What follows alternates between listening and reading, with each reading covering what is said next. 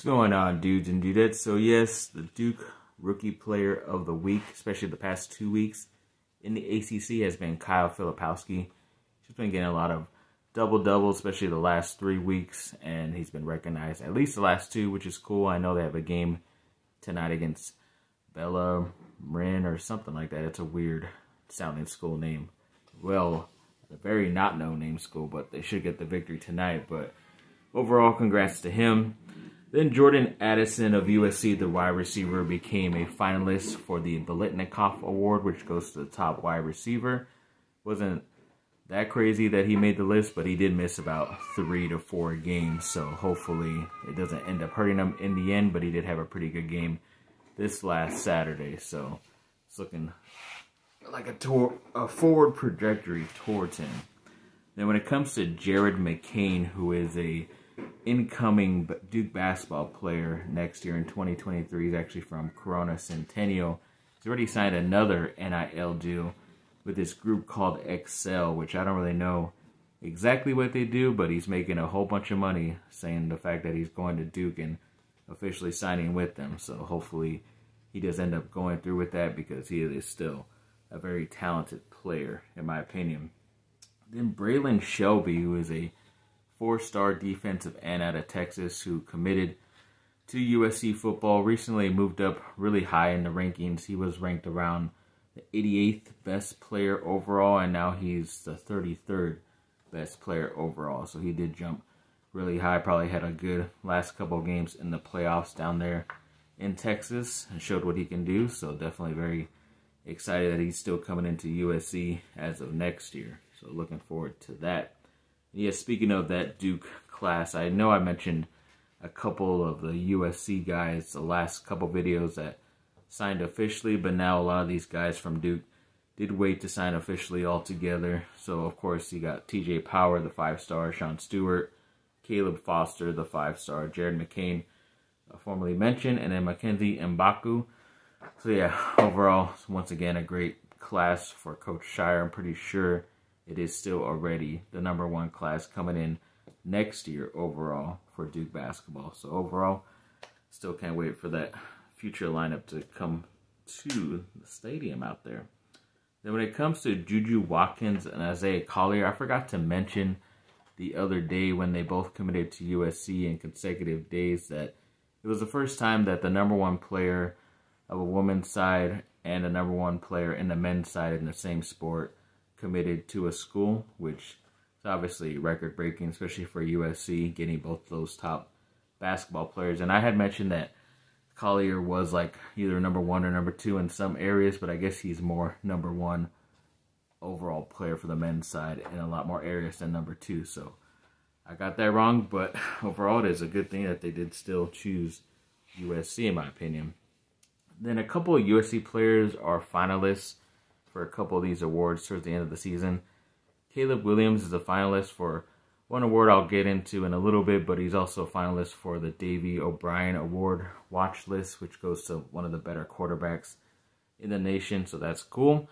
Pretty obvious. He's having a great year. And then Tui Pelotu on the defensive side, their better player overall this year, most likely leading the nation in tackles for losses or sacks. I forget what it was, but he was the finalist for 2 different awards, the Nagurski Award and the Rotary Lombardi Award. So I forget if those are top defensive lineman awards or top defensive player overall on the team awards. So either way, he is getting recognized, and it's definitely well-deserved because he is a lot better than what his older brother was. But yeah, he's definitely going to be a top pick going into next year's draft if he decides to go, but I think he'd be dumb if he did not leave USC after this year. The Newfound Glory's still been working on a new album. They always seem to be at least working on an album, but they did release a single about a week ago called Dream Born Again, I believe it was. It was an acoustic full song, and I didn't really listen into the lyrics until I read this article, but I guess it is going to be more of a record based on the cancer journey that the guitarist did go through and probably still is going through to this day. So I'm pretty sure that's why it was an acoustic song and nothing really blaring and blasting off the walls and all that stuff out of your speakers. So should be a very intimate CD, so definitely looking forward to that in the future. Then Green Day has apparently been showing on their social media and little clips here and there that they are maybe working on a new album. It does sound like music that we have not heard before. I know they did have a 25-year anniversary of one of their records in the 90s called Nimrod, which had like, you know, Brain Stew and Geek Stink Breath, all that stuff. Pretty crazy how that's 25 years old, but they did release some like demos and stuff they reworked to make it sound a little bit better as new release songs that came out, which are still pretty good.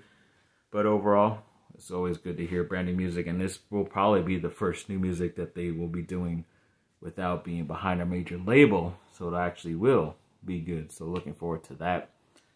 And of course, the news, I forget if it was yesterday or the day before, the main guy who's been in the Power Rangers staples, he played the Green Ranger a lot, the White Ranger, a couple other different Rangers. I think he even played the Red Ranger at some point.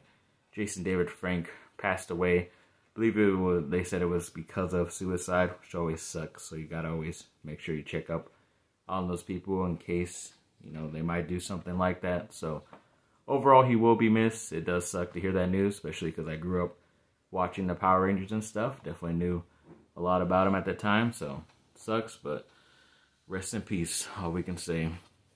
Then USC basketball played Friday.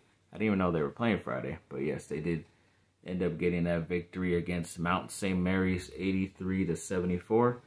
Boogie Ellis finally stepped up with 19 points. Drew Peterson had 15. I think both Joshua Morgan and Trey White had 10 points. So either way, it was still a nice victory. It was pretty close towards the end, but once again, as he put it in Drew Peterson's hands, he didn't score as many points as he did the other night, but he still had a lot of assists and rebounds as well. So like I said, as long as they keep going through him, and that's why Boogie Ellis ended up scoring as much, because he had a bunch of open threes, I think that's why they will get more victories this year. Then Duke also played this last Friday against Delaware, beating them pretty handily, 92-58. It was Derek Whitehead's debut, his first game officially as a Duke Blue Devil. He was coming back from surgery.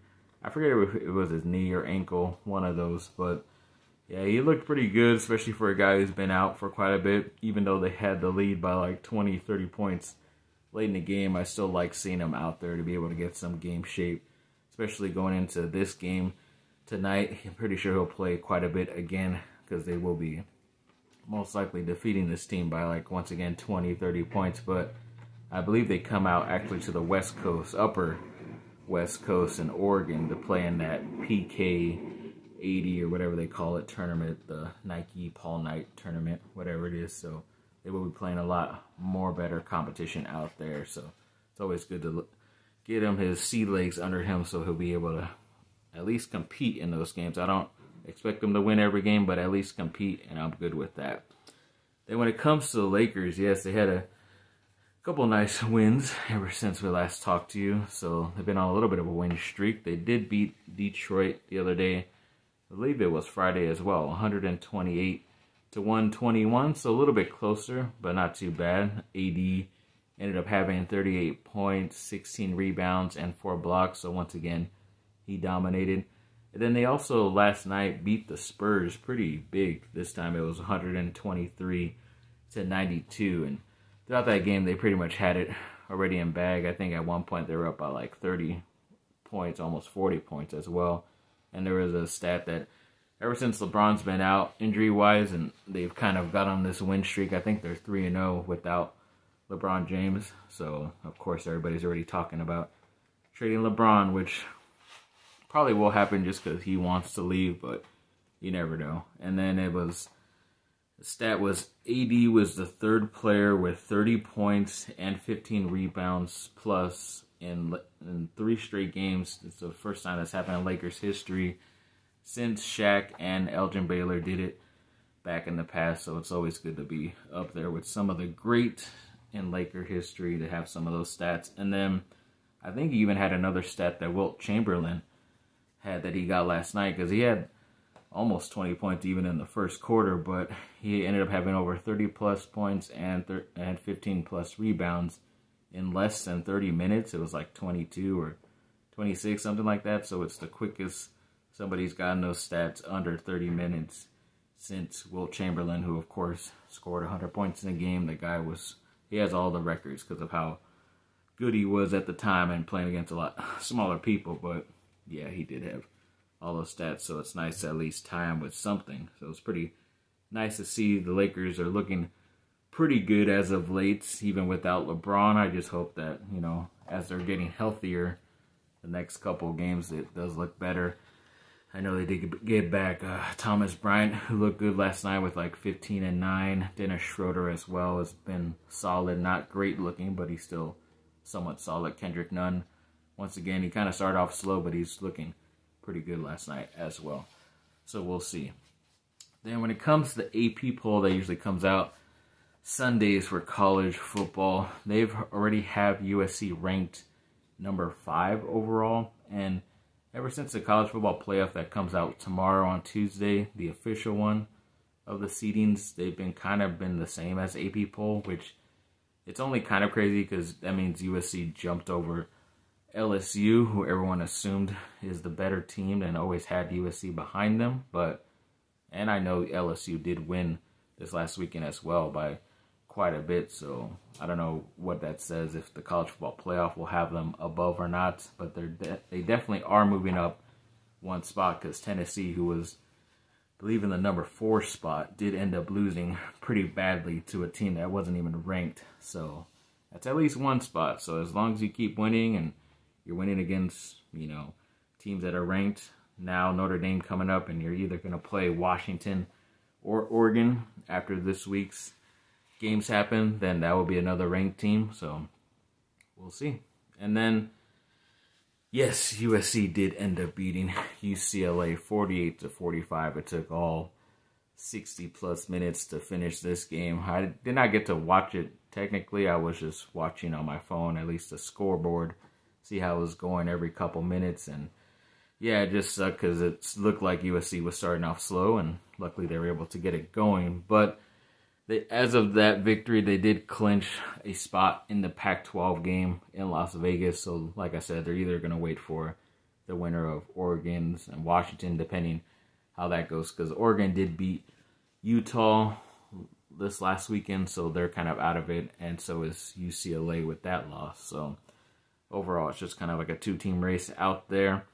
And then the Pac-12 Player of the Weeks were named. At least 3 USC players were on there. Caleb Williams, the quarterback, was named. Tui Pelotu on the defensive side was. And Andrew Voorhees, the offensive lineman, was named all Pac-12 Players of the Week. So it's obvious that they did really well. And even Caleb Williams himself went off. He threw for like 400 and I want to say it was 470 something. So once again, it was like another career high, but they definitely needed everything, because even when they got up by like 10 points, then UCLA would score pretty easily and pretty quickly, and then they would have to go back to scoring again. But luckily, USC was doing this thing where they are able to still score, whether it's a field goal or a touchdown, but they take up time, so the other team doesn't have that much time at the end of the game, which ended up pretty much happening because USC does go up, and then I think they have to punt the ball eventually because Williams did get sacked pretty badly, and then UCLA had a couple opportunities, but then DTR threw his like 3rd or 4th interception of the game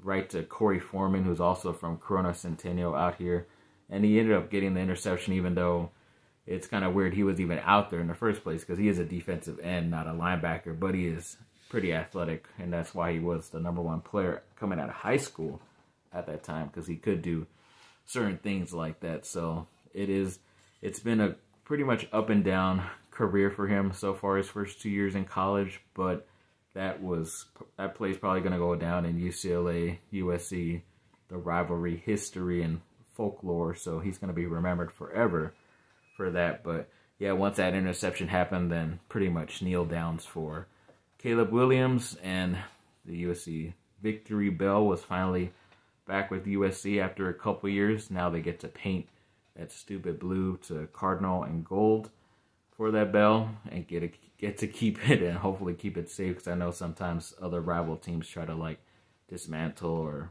paint it over or whatever they like to do, some stupid crap. But overall, yeah, it kind of made everybody talk after that. Well, people were already rumbling before that if Caleb was able to get a couple of these victories towards the end of the year, would he be the Heisman favorite, or at least in the discussion, because he did just beat UCLA, who was a ranked team. I think they were 12 or 13 overall, I forget the number. Now they get to play Notre Dame, who was already like in that 12 to 13, 15 area, but they are going to move up because of losses. So they will be a higher ranked team when he plays them.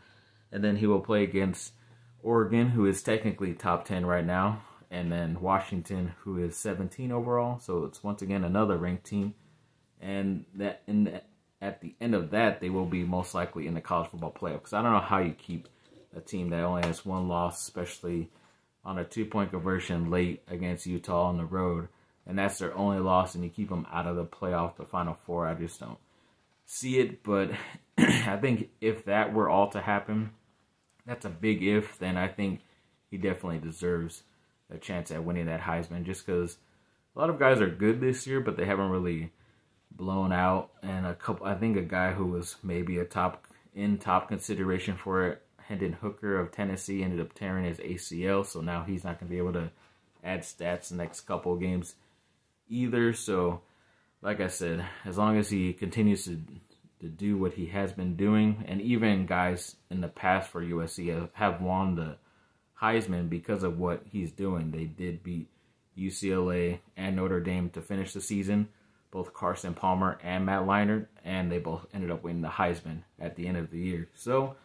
does look like that's what it's going to be for Caleb Williams if the luck is on his side, and we will see that the game is definitely happening this weekend. I forget what time. It might be 4:30 or 5, something like that, for Notre Dame. So we will see, and hopefully all the good luck is out there and not the luck for the Irish. So yeah, thanks for watching, people. Like and subscribe. Comment down below. Let me know what y'all think. Have a great rest of your day. Bye. Fight on. Happy pre-Thanksgiving.